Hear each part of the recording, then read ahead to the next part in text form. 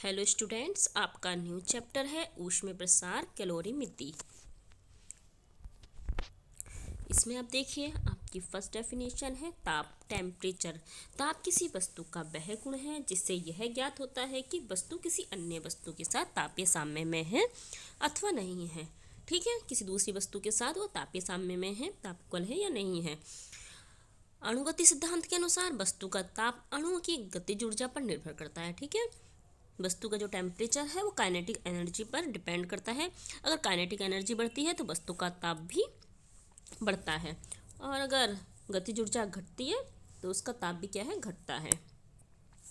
विज्ञान की वह शाखा जिसके अंतर्गत ताप का अध्ययन किया जाता है उसे हम कहते हैं तापमिति। आगे है आपका ऊष्मा, हीट।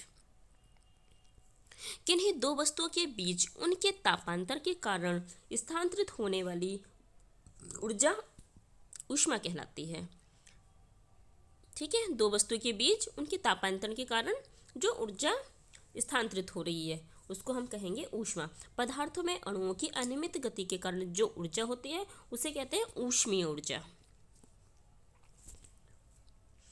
ऊष्मा का एसआई मात्रक जूल होता है और सीजीएस पद्धति में मात्रक कैलोरी होता है। एमकेएस पद्धति में होता है किलो कैलोरी।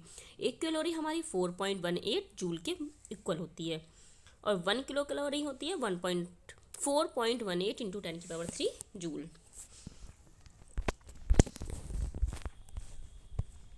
आगे आपका रेखीय प्रसार गुणांक, कोफिशिएंट ऑफ लीनियर एक्सपेंशन। माना किसी क्षण की ताप टी पर प्रारंभिक लंबाई एल है। ठीक है, कोई क्षण है, उसका टी टेम्परेचर पर उसकी प्रारंभिक लंबाई जो है वो एल है।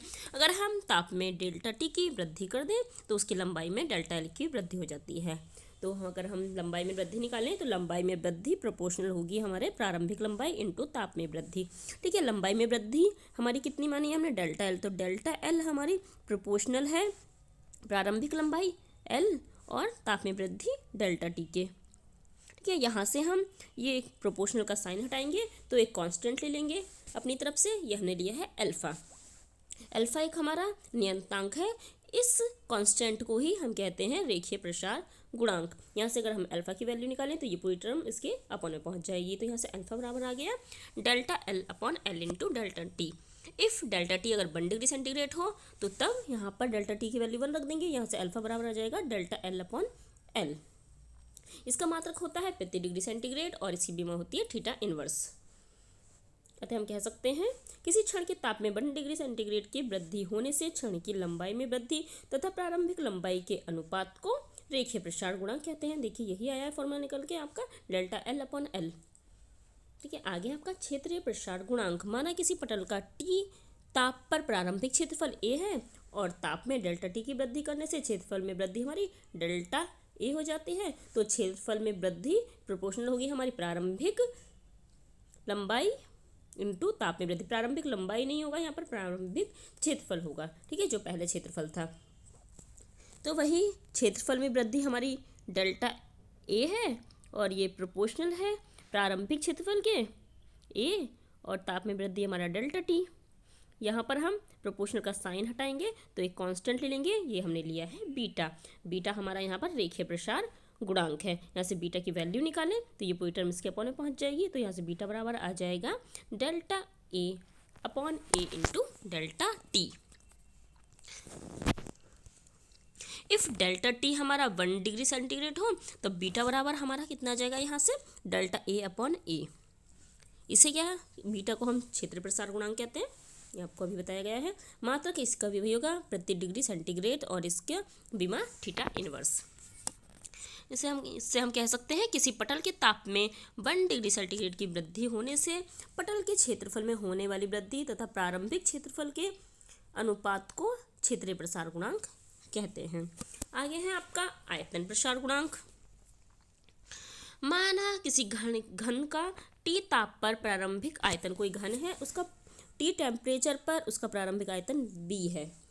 ताप में डेल्टा टी की वृद्धि करने से आयतन में वृद्धि हमारी डेल्टा बी हो तो आयतन में वृद्धि प्रोपोर्शनल होगी प्रारंभिक आयतन इंटू ताप में वृद्धि। ये प्रारंभिक आयतन होगा यहाँ पर। ठीक है, यहाँ से डेल्टा बी बराबर आ जाएगा हमारा डेल्टा बी प्रोपोर्शनल आएगा बी इंटू डेल्टा टी के। ठीक है, यहाँ से फिर से हम ये प्रोपोर्शनल का साइन हटाएंगे तो एक कांस्टेंट ले लेंगे। यहाँ पर हमने कांस्टेंट लिया है गामा। इस कांस्टेंट गामा को ही हम कहते हैं आयतन प्रसार गुणांक। यहाँ से गामा की वैल्यू निकालें तो यह जाएगा delta B upon V into delta T. If अगर टेम्परेचर 1 डिग्री सेंटीग्रेड हो तो गामा बराबर आ जाएगा हमारा डेल्टा बी अपॉन बी। तो इससे हम कह सकते हैं किसी घन के ताप में 1 डिग्री सेंटीग्रेड की वृद्धि होने से घन के आयतन में होने वाली वृद्धि तथा प्रारंभिक आयतन के अनुपात को आयतन प्रसार गुणांक कहते हैं। ठीक है, इसका भी मात्रक प्रति डिग्री सेंटीग्रेड होगा, बीमा थीटा इनवर्स। आगे देखिए रेखीय प्रसार गुणांक तथा क्षेत्रीय प्रसार गुणांक में संबंध, relation between alpha and beta. माना वर्गाकार पटल की भुजा 1 सेंटीमीटर, कोई वर्गाकार पटल है, ये देखिए इसकी भुजा 1 सेंटीमीटर है, तो इसकी एक भुजा 1 सेंटीमीटर हो गई तो इसका प्रारंभिक क्षेत्रफल 1 सेंटीमीटर स्क्वायर हो जाएगा। ताप में 1 डिग्री सेंटीग्रेड वृद्धि करने से पटल की भुजा में अल्फा की वृद्धि हो जाती है। ये देखिए यहाँ पर 1 सेंटीमीटर की एक भुजा थी, अब इसमें क्या है, इसमें जो है हमने इसकी भुजा में अल्फा की वृद्धि कर दी है। ठीक है, इसकी भुजा में, टोटल भुजा में हमने ये देखिए 1 प्लस अल्फा कर दिया इसकी भुजा, तो अतः क्षेत्रफल में वृद्धि हमारी हो जाएगी। डेल्टा ए बराबर पहले कितने था क्षेत्रफल 1 था, बाद में 1 प्लस अल्फा का स्क्वायर हो गया है, तो बाद वाले क्षेत्रफल में से पहले वाले क्षेत्रफल को माइनस कर देंगे तो ये वृद्धि निकल के आ जाएगी। यहाँ से इसका होल स्क्वायर खोलेंगे तो यह जाएगा 1 का स्क्वायर प्लस अल्फा का स्क्वायर प्लस 2 अल्फा माइनस 1 से 1 कैंसिल हो जाएगा, प्लस माइनस में अल्फा स्क्वायर प्लस 2 अल्फा बचेगा। सिंस अल्फा एक छोटी राशि है अतः अल्फा स्क्वायर को हम नेगलेक्ट मान सकते हैं। अगर 1 के कंपैरिजन में हम यहाँ पर देखें अल्फा की वृद्धि कर रहे हैं तो ये बहुत छोटी है, तो इसको हम नेगलेक्ट कर सकते हैं। तो यहाँ से हमारी अल्फा स्क्वायर वाली टर्म हम हटा देंगे, तो यहाँ से अल्फा डेल्टा ए बराबर आ जाएगा 2 अल्फा।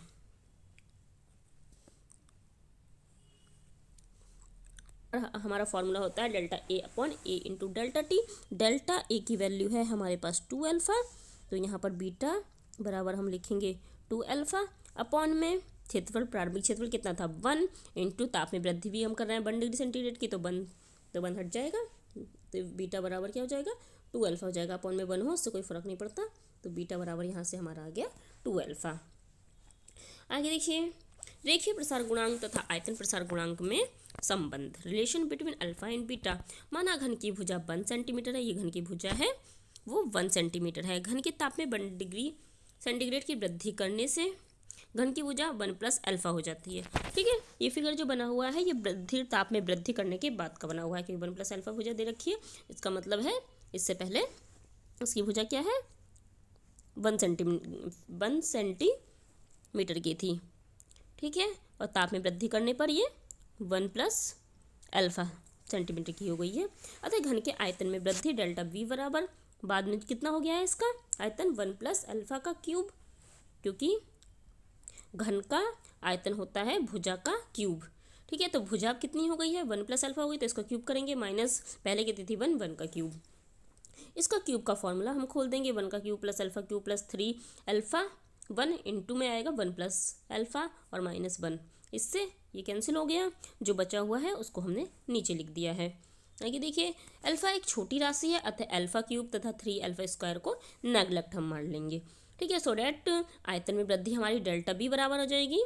ये देखिए यहाँ से क्यूब और अल्फा स्क्वायर वाली टर्म हमने हटा दी है, तो यहाँ से बीटा डेल बी बराबर आ जाएगा 3 अल्फा। आयतन प्रसार गुणांक फॉर्मूला आप जानते हो, गामा बराबर होता है delta V upon V into delta T. Delta V की वैल्यू हमारी आई है 3 अल्फा, वी प्रारंभिक का आयतन था हमारा 1, डेल्टा टी ताप में वृद्धि की है 1 डिग्री सेंटीग्रेड की, तो यहाँ से गामा बराबर हमारा आ गया 3 अल्फा। अगर हम अल्फा बीटा गामा तीनों में रिलेशन देखें तो बीटा बराबर हमारा निकल के आया है 2 अल्फा और गामा बराबर आया था 3 अल्फा। अगर हम तीनों में रिलेशन देखें अल्फा बीटा गामा में, तो ये हो जाएगा हमारा 1:2:3। ठीक है, क्योंकि अल्फा की जगह तो अल्फा है ही, बीटा कितना है 2 अल्फा है, रेशियो गामा की जगह कितना है 3 अल्फा है। यहाँ अल्फा तीनों में कॉमन है तो इसको हम हटा सकते हैं, यहाँ से 1:2:3, ये तीनों में रिलेशन आ जाएगा आपका।